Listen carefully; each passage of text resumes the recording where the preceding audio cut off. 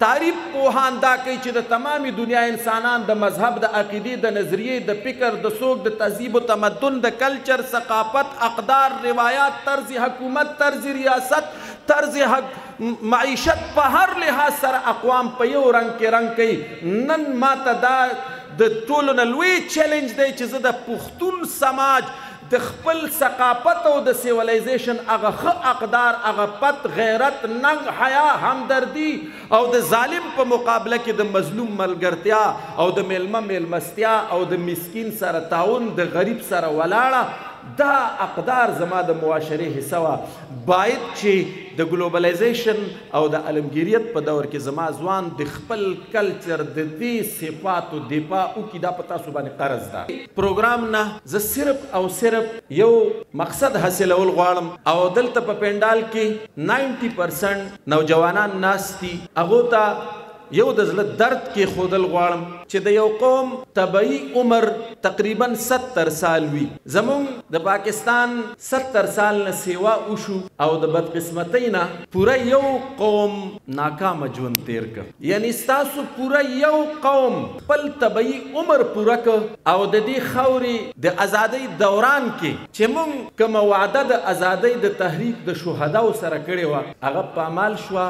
نه پښتانه اسلامست پاتې شو نه پښتانه پاتې شو په اسانو الفاظو کې نه موږ مذهبي شولو نه موږ سماجي شولو. لہذا زه درخواست دا کوم چې که یو نسل دا ناکام ژوند تیر که نو پکار دا ده چې دا نسل د تیرو کوتاهونو څه سبق واخلي او د دې دردیدلي قوم د غمونو او د ستونزو وهلي قوم په مرهم باندې پټۍ کېږدي او هغه مستقبل ستاسو په لاس کې دی. موږ اواز لګو چې زموږ مسایل لا محدود دي او زموږ وسایل محدود دي. زموږ د حضور نبی کریم علیه الصلاۃ والسلام سیره مبارکه موږ ته د دوو خبرو تعلیم راکوي. نمبر 1 خبره ده ما عالم من اقتصد چا چې میانروي اختیار کړله دا سړی به چرته د معاش تنګي نه محسوسوي. نن زما ځوان چې دته فیسیلیټیز د ژوند ټول مهیا دي په دې غریبۍ کې د لګجوریس لایف د حصول په دوړ کې اخته دی پرتعیش طرز زندگی. زه به درخواست وکم او یو مثال درته درکوم چې که تاسو جنرال سټور ته لاړ شئ او یو ریک د فیمیل د کاسمیټکس لګېدلی وي نو 2 ریکس کې د میل د ځوانانو کاسمیټکس پراته وي. ما ته ووایي دا قوم کوم طرف ته روان دا قوم کوم طرف ته روان دی. او دویمه دا چې که وسایل محدود دي مسایل لا محدود دي نو رسول الله مبارک وفرمیل البزازة من الایمان سادگی دا د ایمان نه ده. باید چې مونږ سادگی اختیار باید چې مونږ سادگی اختیار کو مونږ به د دې مشکل حالت نه الوزو. او دویمه اهمه خبره دا ده چې زمونږ د اجرې کلچر ختم شو. زمونږ اجره د سماجي علومو د زده کړې مدرسه وه. مشر کشر تمیز احترام دا مونږ په اجره کې زده کوو دا ختم شو. دا زمونږ د پښتون سماج او زمونږ د پښتون کل د پښتونولۍ د زده کړې ځای او دا ختم شو. مونږ وایو دا دور د علمګیریت دی د ګلوبلایزیشن دی. تاسو وایي دا دنیا ګلوبل ویلیج د نړیوال کلی دی.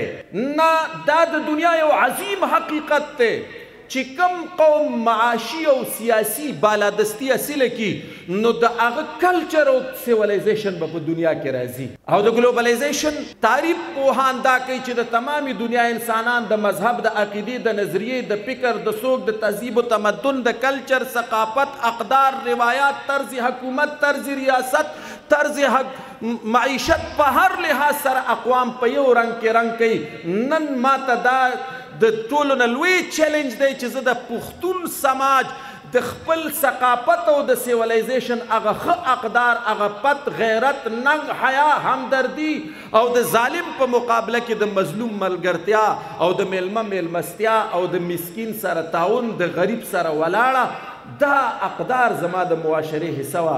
باید چې د ګلوبلایزیشن او د علمګیریت په دور کې زما ځوان د خپل کلچر د دې صفاتو دفاع وکړي. دا په تاسو باندې قرض ده. او اهم عرض اخیری کوم چې په مونږ کې ټالرنس او برداشت ختم شو.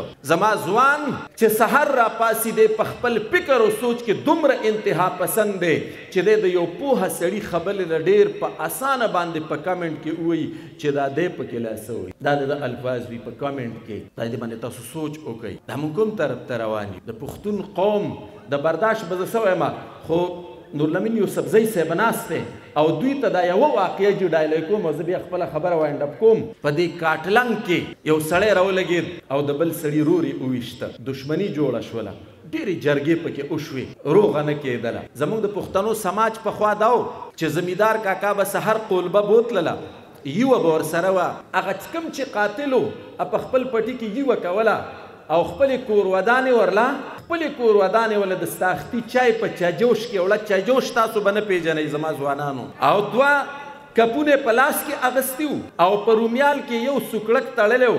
ماشوم زوی سره دا سوکړک په لاس کې دی او دا دشمن یې راغلی د بدل اخیستو په نیت باندې د ګنو د پټي په غاړه کې ورته ناست دی.